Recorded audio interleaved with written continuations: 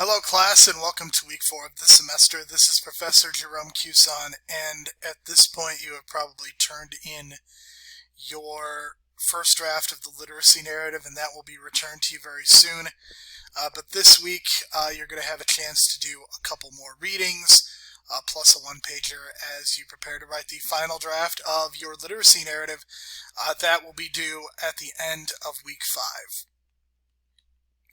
So one of the things that you're going to be doing is copying and pasting the first draft of your literacy narrative as part of the discussion board.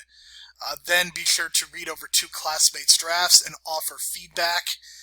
Peer reviews can be extremely valuable even though you have already received feedback from me. There are some points that may be re-emphasized and new points may be illuminated by your classmates. After completing the peer reviews, there are 2 more student examples I would like for you to take a look at.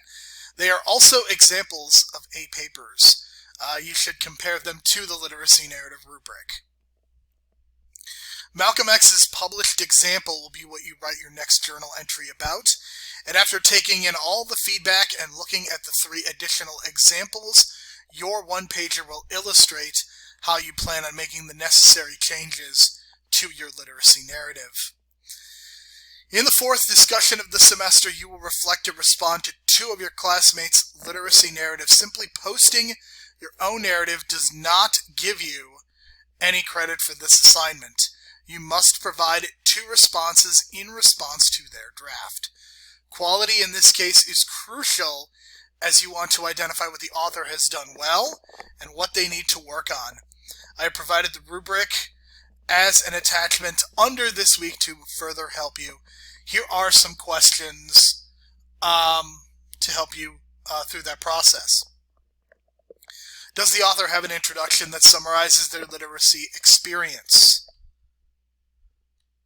Has the author explained 1 or more literacy sponsors and provided enough detail to really make you understand why they were written about? Has the author discussed enough of his or her experiences?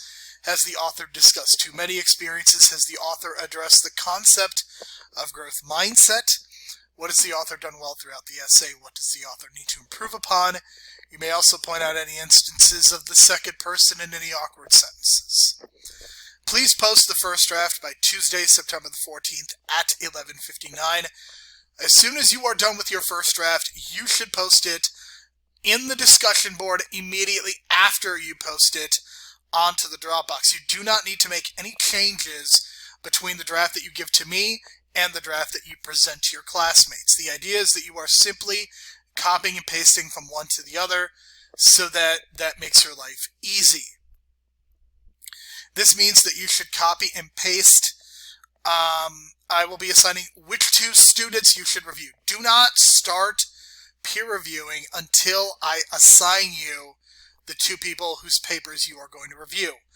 I want to make sure that every student has their draft read at least twice, hence why I am the one that is doing the assigning. Okay, so you do not receive any credit for posting the first draft. You will need to complete 2 responses, both of which are 200 to 250 words, to the 2 drafts. Your 2 response posts. Now, typically the discussion board posts have been due on Friday. Because of the assignment that is due on Friday, the 2 response posts are going to be due by Thursday, September the 16th at 11:59 p.m. This will allow you at least some time to use this feedback to help create your revision plan that is due on Friday. So in the second student example, there are a lot of very good details and examples throughout.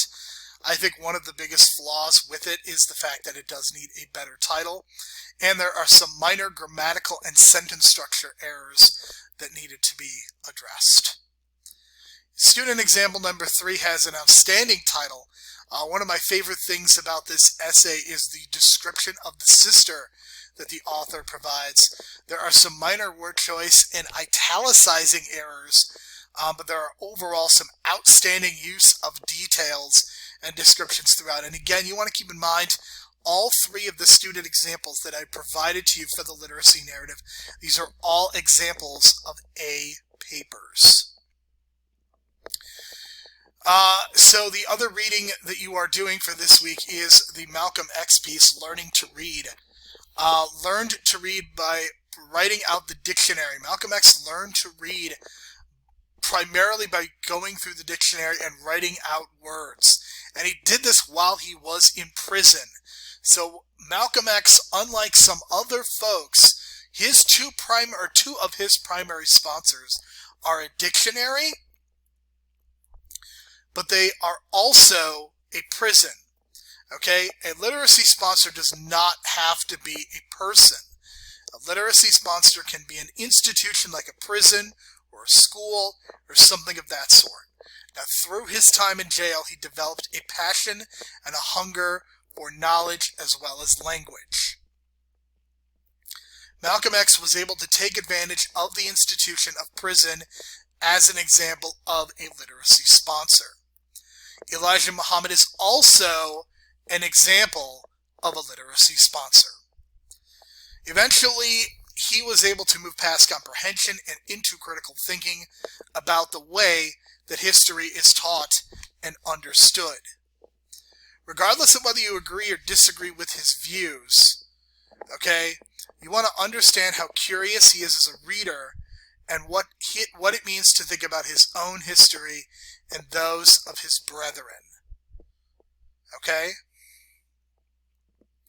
So for the fourth journal entry, you are first, of course, going to read Malcolm X's Learning to Read. This journal entry will allow you to consider Malcolm X's journey as a learner. He is generally regarded as one of the more provocative leaders of the civil rights movement, but his impact should never be forgotten. I want you to consider who Malcolm's literacy sponsors were. In many cases, they may not even be people, but things. Write about 3/4 of the page explaining who these sponsors are and how he took advantage of his limitations in order to become such an important leader. This journal entry must be uploaded by Thursday, September the 16th at 11:59 p.m. So that is the journal entry for this week. Your third and final assignment is the one-pager. For your third one-pager, you need to carefully read the feedback provided by your classmates and me. I want you to create a revision plan. Develop paragraphs about how you plan on making your literacy narrative better. Use examples and reference points from your first draft to illustrate how you plan on making these revisions. Take your time with this and really consider what everyone is saying about your writing. This one-pager should be posted into the Dropbox by Friday, September the 17th at 11:59. And I do realize that there is a short turnaround between when the feedback on the peer reviews is due and when your revision plan is due. So do your best to incorporate those things into your revision plan. But you definitely need to make sure that at the very least you have my feedback. Okay, so that is a rundown of week 4 of the semester. If you have any questions or if you have any problems that come up, please make sure that you address those with me as soon as possible. Thank you so much. I will talk to you all this week. Be safe and be well.